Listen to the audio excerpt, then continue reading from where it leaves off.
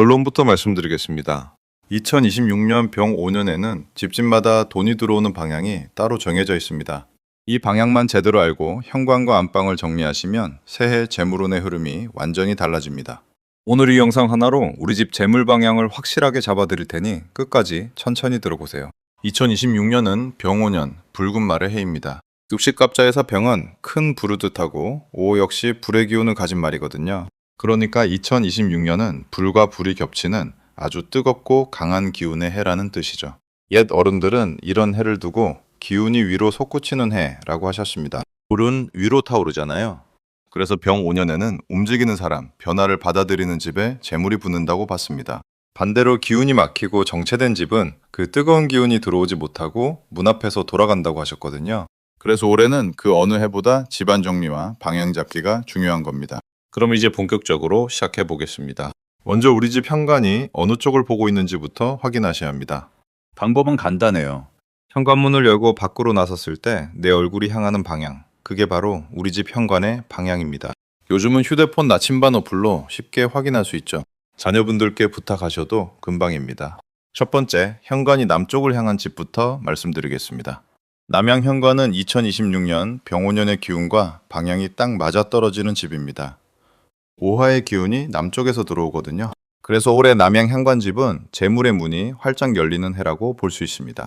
다만 조건이 하나 있어요. 불의 기운은 지저분한 것을 아주 싫어합니다. 현관에 신발이 어지럽게 널려 있거나 오래된 우산과 박스가 쌓여 있으면 들어오던 재물 기운이 그대로 나가버린다고 하죠. 남양 현관집은 신발을 3켤레 이하로 정리하시고 현관 조명을 밝게 유지해 주세요. 붉은색이나 주황색 소품을 작게 하나 두시면 불의 기운을 반겨주는 효과가 있다고 합니다. 두 번째, 현관이 동쪽을 향한 집입니다. 동쪽은 나무의 기운이 머무는 자리인데요. 나무는 불을 키워주는 관계잖아요. 장작이 있어야 불이 활활 타는 것처럼요.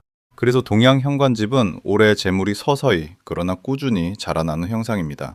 한 번에 큰 돈이 들어오기보다는 매달 조금씩 살림이 불어나는 흐름이라고 보시면 됩니다. 이런 집은 조급해하지 않는 게 제일 중요하거든요. 동양 현관집에는 초록색 식물이 아주 좋습니다. 잎이 둥글고 위로 자라는 식물, 예를 들어 금전수나 고무나무 같은 화분을 현관 안쪽에 두세요.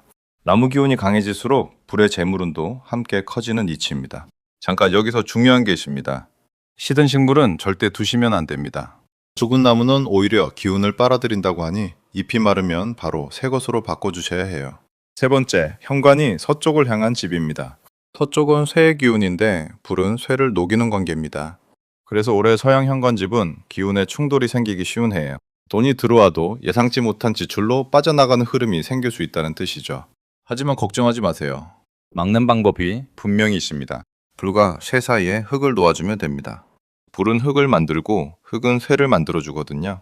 흙이 중간에서 다리 역할을 해주는 겁니다.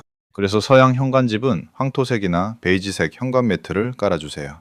도자기 화분이나 흙으로 만든 소품도 좋습니다. 이렇게만 하셔도 새어나가던 재물이 집안에 머물게 된다고 합니다.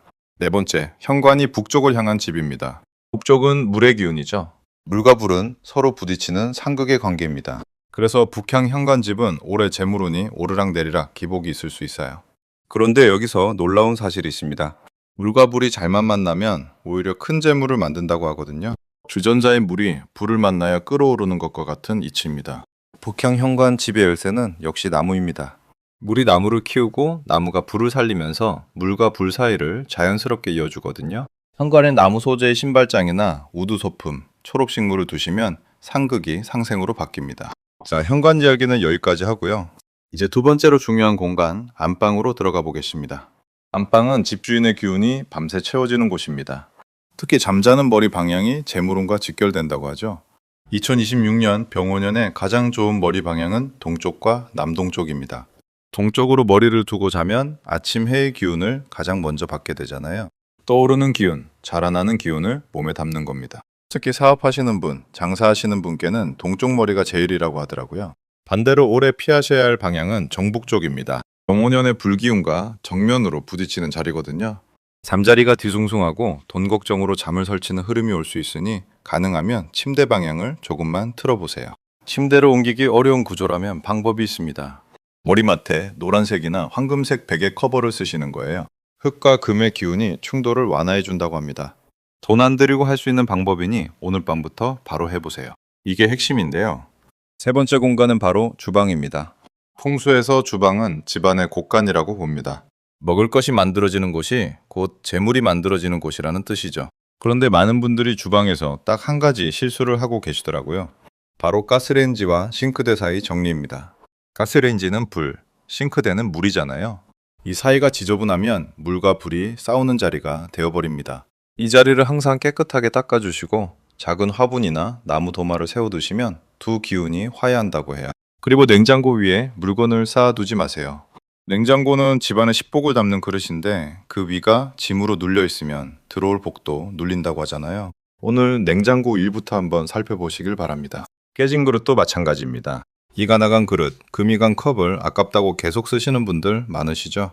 옛말에 깨진 그릇에는 복이 담기지 않는다고 했습니다. 병원년 시작 전에 과감하게 정리하세요. 네 번째, 거실 이야기를 해보겠습니다. 거실은 가족의 기운이 모이는 마당입니다. 2026년에는 거실의 남쪽 자리를 밝게 만드는 게 가장 중요해요. 남쪽 창가나 남쪽 벽에 스탠드 조명 하나 두시면 병오년의 불기운이 집안에 오래 머문다고 합니다. 소파 위치도 한번 보세요. 소파에 앉았을 때 현관문이 보이는 자리가 좋은 자리입니다. 들어오는 기운, 들어오는 재물을 주인이 맞이하는 형상이거든요.